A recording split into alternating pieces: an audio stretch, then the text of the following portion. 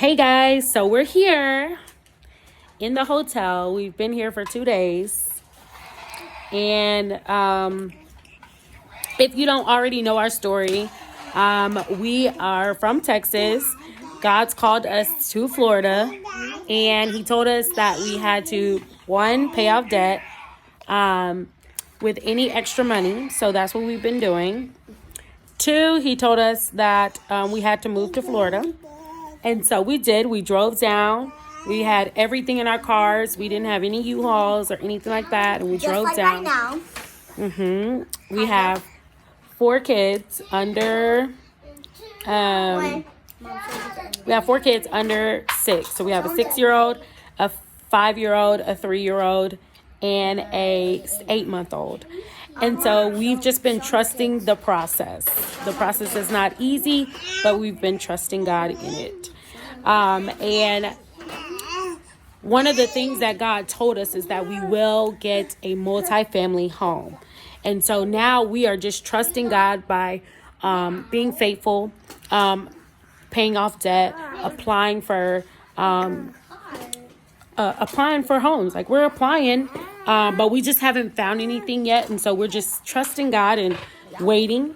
And the waiting looks like waiting in a hotel, waiting in an Airbnb, waiting in a extended stay. We just cannot wait in a rental property, because what we notice is if you move into a rental property, you get stuck and you stay there and you never make the steps that it takes to get out of that situation. And to me, that's a situation, because you can't become wealthy renting. And we need to become wealthy because we plan to have more children. She's ready to breastfeed, obviously. Sorry about that. I didn't know it was her time. So anyway, she distracted me. Hey, say hey. Say hey. Say hey. So anyway, she's a little bit tired. Sorry, y'all. But so we've been trusting the process, believing for our multi-family home. We've paid off $35,000 in the past 9 months of debt. We have literally hit it with the snowball, just like Dave Ramsey. I don't know if y'all follow him, but it led me to create my own financial course. So I do have a financial course that I created on my own, as well as a budget tracker on Etsy that I created because of this situation of just learning how to handle money and how to use it effectively and how to make proper decisions with using it.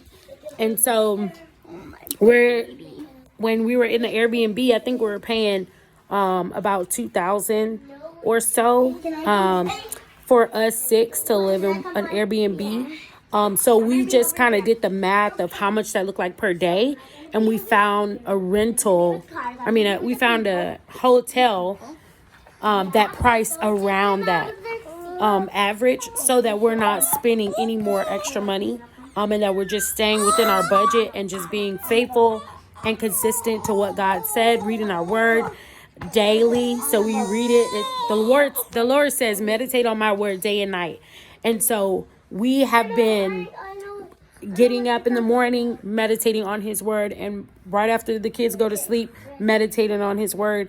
In between the day, praying to him, just focusing our attention on God and giving him the glory for the things that he's done and the things that he's going to do. Because you guys are just watching now, but you're going to be amazed when you see how God brings about this multifamily home. Because what I've noticed about God is he always shows up, and when he does, it's to glorify his name and to glorify his kingdom. And then it changes your life. So stay tuned, because your life will be changed just by this one thing, because it's going to be something crazy, something we ain't never heard of. It's going to be something that is just like, oh wait, what? And so y'all just stay with me, because this is not my first rodeo of trusting God for big things. He just continues to show up and provide. This is actually not our first move of God. Normally when God tells us to move somewhere, he normally gives us an address. So he'll tell us, you're going to move in this address, and we'll pray over that. Well, actually, he told us that back in 2017, 16.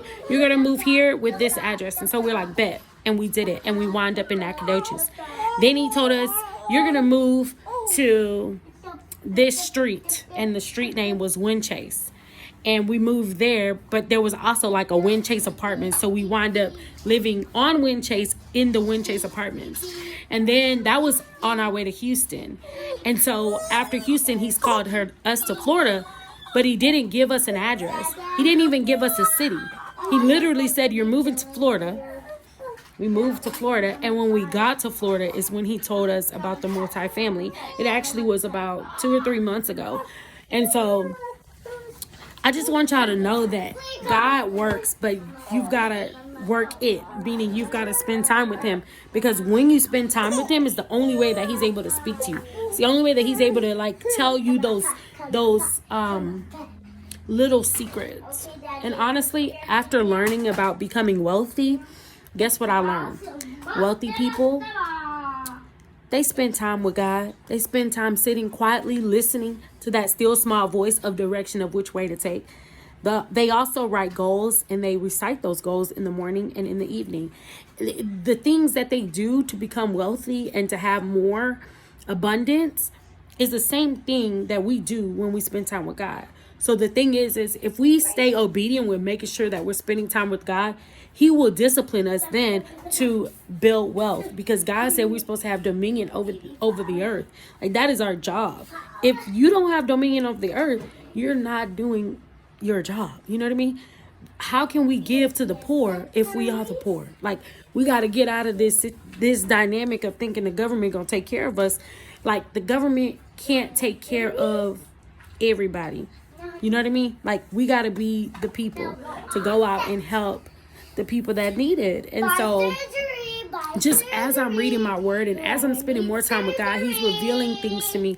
And so now I'm in the process of learning about what does it mean to be a landlord, because if I'm going to have a multi-family home, now I've got to do the work. I've got to do the back work of trying to figure out what that means. What does multi-family home mean? That means I'm going to have a tenant. What does tenant mean? Oh, shoot. I'm going to be a landlord. I better make sure that I know what landlords have to go through, because I don't know. I've always been on the other side. I've always allowed somebody else to take care of me. Because, you know, when you're renting, someone's taking care of you. Because basically when something breaks, you have to call somebody else to come and fix it, because that's not your house. So even though you're renting it, it's not your house. Like, you don't own that house, so you have to call on someone. But even if you own a house, sometimes you do call on people to come and fix it. So point blank period, we all need each other. So when we're out here venting and out here expressing, like, we need you just as much as you need us. So sending encouragement is always good, to let people know that you see them and you care about them, and you support whatever it is that they're doing. And so I just want you guys to know that I'm not doing this YouTube channel by myself. It's because of the Father. He has called me to use what I have. That's his words. He said,